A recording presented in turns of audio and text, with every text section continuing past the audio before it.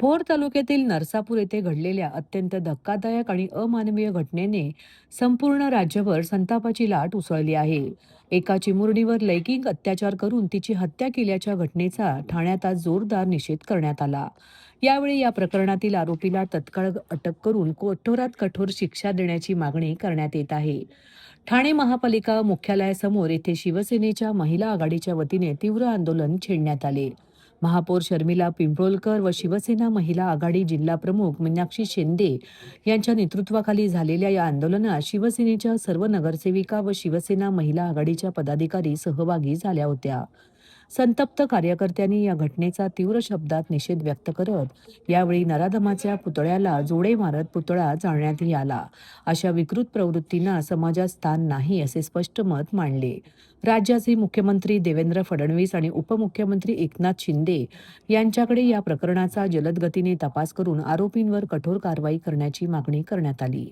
बदलापूर येथील प्रकरणात ज्याप्रमाणे प्रत्यक्ष व अप्रत्यक्षपणे आरोपीवर कारवाई करण्यात आली, त्याचप्रमाणे नरसापूर प्रकरणातील आरोपीवर कठोर कारवाई करावी अशी संपूर्ण जनतेची मागणी असल्याचे महापौर शर्मिला पिंपळकर यांनी नमूद केले. शिवसेना ठाणे जिल्हा महिला आघाडी जिल्हा प्रमुख मीनाक्षी शिंदे यांनीही पीडित कुटुंबाला न्याय मिळालाच पाहिजे अशी ठाम भूमिका व्यक्त केली.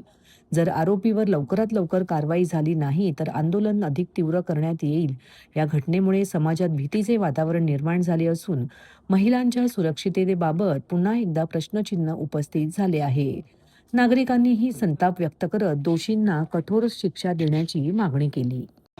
फाशी द्या, फाशी द्या, फाशी द्या, फाशी द्या, फाशी द्या, फाशी द्या, फाशी द्या, फाशी द्या, फाशी द्या, फाशी द्या, फाशी द्या, फाशी द्या, फाशी द्या, फाशी द्या, फाशी द्या, फाशी द्या, फाशी द्या. 4 वर्षाच्या मुलीवर अत्याचार करणाऱ्या नराधमाला फाशी द्या, फाशी द्या. 4 वर्षाच्या मुलीवर अत्याचार करणाऱ्या नराधमाला फाशी द्या, फाशी द्या, फाशी द्या, फाशी द्या. 4 वर्षाच्या मुलीवर अत्याचार करणाऱ्या नराधमाला फाशी द्या, फाशी द्या. 4 वर्षाच्या मुलीवर तर हा निषेध आंदोलन आज महिला आघाडीच्या वतीने आणि नगरसेवकांच्या वतीने करण्यात येतोय. अत्यंत दुर्दैवी अशी घटना जी घडलेली आहे आणि त्याच्या निषेधार्थ आज आम्ही आंदोलन करण्यासाठी उतरलेलो आहे. ही जी विकृती आहे त्या विकृतीला कुठेतरी आपण वेळीच जर ठेचलं असतं तर अशा प्रकारच्या घटना मला असं वाटतं घडल्या नसत्या.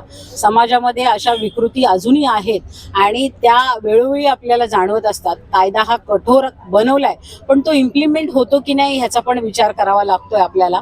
कायद्यामध्ये खूप उशिरा आपल्याला न्याय मिळतो पण ह्या अशा जर गोष्टी आपण लवकरात लवकर त्याचा न्याय देण्याचा जर प्रयत्न केला तर मला असं वाटतं की कोण पुढे असं करण्यासाठी धजावणार नाही. सगळे लोक म्हणजे घाबरतील ह्याच्या पुढे.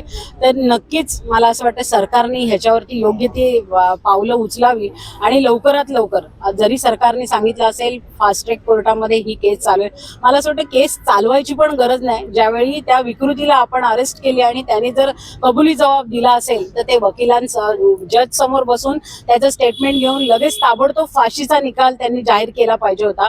पण तरी पण आपली न्याय व्यवस्था अशी आहे की प्रत्येक गोष्टी कायद्याच्या चौकटीत राहून आपण करतो म्हणून कदाचित सरकारला पण ह्या सगळ्या गोष्टीचं पालन करावं लागतं.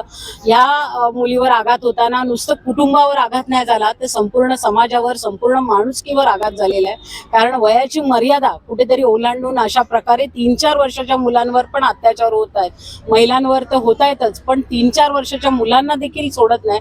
तर ह्या विकृतीला जर ह्याच्या पूर्वी पण त्या व्यक्तीवरती 2 केसेस होत्या त्याच वेळी जर त्याला ठेचलं असतं तर मला असं वाटतं की ही विकृती त्याच वेळी थांबली असते आणि ती मुलगी जी आहे ती 4 वर्षाची आज आपल्यात असते. मला असं वाटतं बघा सरकारचं दोष काय ह्याच्यात मला कळत नाही. कारण प्रत्येक जण सांगतो सरकार तुमचं आहे, सरकार विकृती जवळ सरकार तर जात नाही ना, त्यांना हे करायला सरकार प्रवृत्त करत नाही ना. अशी मानसिकता कुठे कुठे आहे हे शोधून शोधून काढणं पण फार गरजेचं आहे.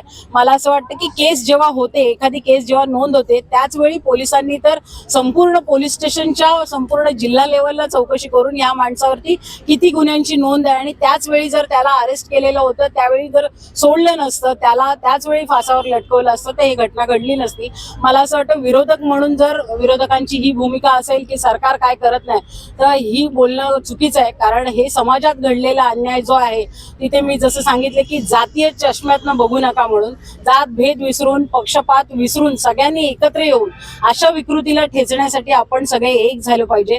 तिथे कुठे सत्ताधारी आणि विरोधक ही भूमिका नसली पाहिजे आणि ही मानसिकता बदलून तुम्ही फक्त सत्ताधारी म्हणून बोंबलत बसण्यापेक्षा जर तुम्ही आमच्या बरोबर येऊन या विकृतीला ठेचण्यासाठी मदत कराल, तरच खऱ्या अर्थाने या महाराष्ट्रातनं काय भारतातनं अशा प्रकारच्या विकृती संपवण्यात आपण यशस्वी ठरू.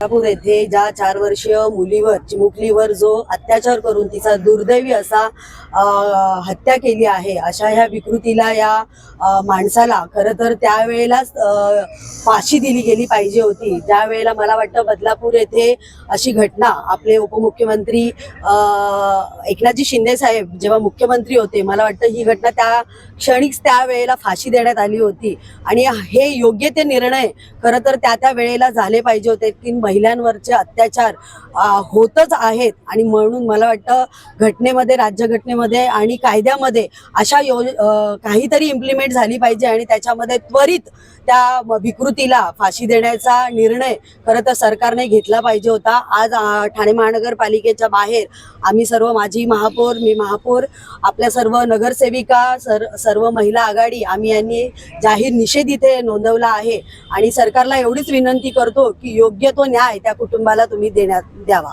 मला असं वाटतं की बराच समाज, आपला देश मला वाटतं सुशिक्षित आहे आणि किती बाबांकडे जायचं आणि भोदू बाबांकडे जायचं याच्याकडे प्रत्येकाने आपल्या आपल्या पद्धतीने बघितलं पाहिजे.